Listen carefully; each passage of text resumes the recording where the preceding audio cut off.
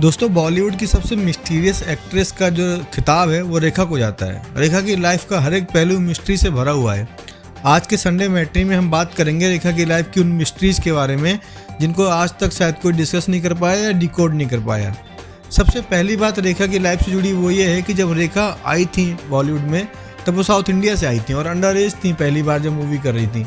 उस दौरान ही उनके साथ धोखा हुआ था। एक मूवी के सेट पर उस वक्त के बड़े स्टार विश्वजीत ने उनके साथ जबरदस्ती किस सीन शूट किया था। तब से कई वक्त तक सदमे में रही रेखा को बार बार फिल्मों से धोखा मिला। मैरिज में, अफेयर्स में, लव में, फिल्मों में कई जगह उनके साथ धोखा हुआ और कई दफ़ा उनके रिलेशनशिप मिस्ट्री में रह गए। चाहे वो अमिताभ बच्चन के साथ उनके रिलेशनशिप हो, चाहे वो विनोद मेहरा के साथ उनकी गुपचुप मैरिज हो या अक्षय कुमार के साथ उनके पर्सनल अफेयर हो, ये सारी चीज़ें मिस्ट्रीज में आती हैं। उन्होंने सिर्फ एक मैरिज की थी और जिससे मैरिज की थी उसका एंड भी बहुत ट्रेजिक हुआ। हम बात करें मुकेश अग्रवाल की। दिल्ली के बहुत बड़े व्यापारी थे, उस समय के मशहूर हॉटलाइन ग्रुप और निकितासा ब्रांड के मालिक थे। रेखा और मुकेश की मैरिज एक कॉमन फ्रेंड ने करवाई थी, तो लोगों को लगा आखिरकार रेखा की ज़िंदगी में जिस प्यार की कमी थी वो उन्हें मिल गया।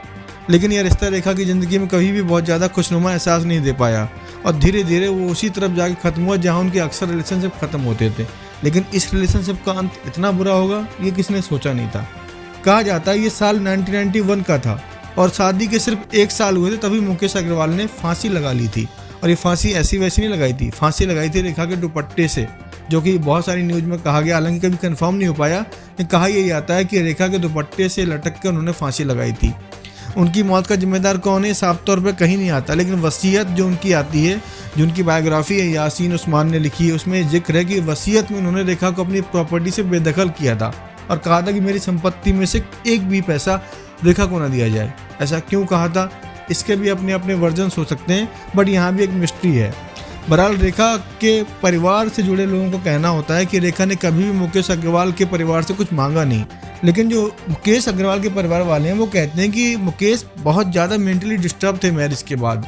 इवन उनकी एक बायोग्राफी है रेखा और रेखा, अनऑफिशियल बायोग्राफी कह सकते हैं, उसमें जिक्र हुआ है कि मुकेश काफ़ी सनकी और बीमार से रहने लगे थे आखिरी दिनों में और वो रेखा के पति के बजाय एक फ़ैन की तरह अपने आप को ट्रीट करते थे। जैसे छुप छुप के उनकी मूवी के सेट पे जाना, उनको स्टॉक करना, पीछे से उनको शूटिंग में कौन कौन से फ्रेंड हैं, कौन कौन से एक्टर से बात करती हैं, वो सब देखना। एक तरह से वो स्टॉकिंग या साइको मैसेज की बात की गई है। हालांकि ये कितनी सच है इस पर कोई कंफर्मेशन नहीं है, लेकिन इतना ज़रूर कहा जा सकता है कि रेखा और मुकेश की मैरिज बहुत मिस्टीरियस रही और दिल्ली में तो मुकेश को लेकर बहुत अच्छी बातें कही जाती हैं कि मुकेश अच्छे इंसान थे, हंसमुख इंसान थे और रेखा के साथ ही उनकी केमिस्ट्री ख़राब हुई है। बाकी रेखा इस मामले में कभी कुछ बोलती नहीं है। ये बिल्कुल वैसी मिस्टीरियस बात है जैसे रेखा क्यों अभी भी सिंदूर लगाती हैं, क्यों अभी भी सुहागन बन के रहती हैं, कोई नहीं जानता। रेखा की बायोग्राफी में और भी बहुत सारी बातें हैं जिनको हम धीरे धीरे खुलासा करेंगे। बहरहाल संडे मैट्री में आज के लिए इतना ही।